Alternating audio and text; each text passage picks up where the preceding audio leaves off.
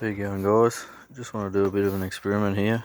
Got a litre of Salt Off SX50 and water mixture.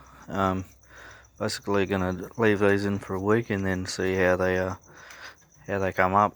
I've used it in the past as a sort of rust converter or remover, and it works well. So I'll post up another video in a week's time to see how it goes. Alright, cheers.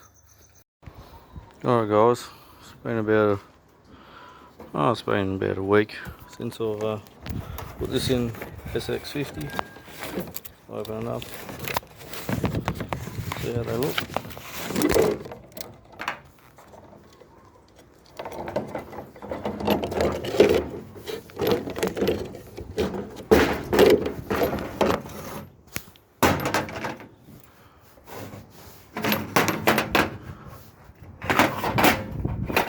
So those are the pins after a week in the SX50.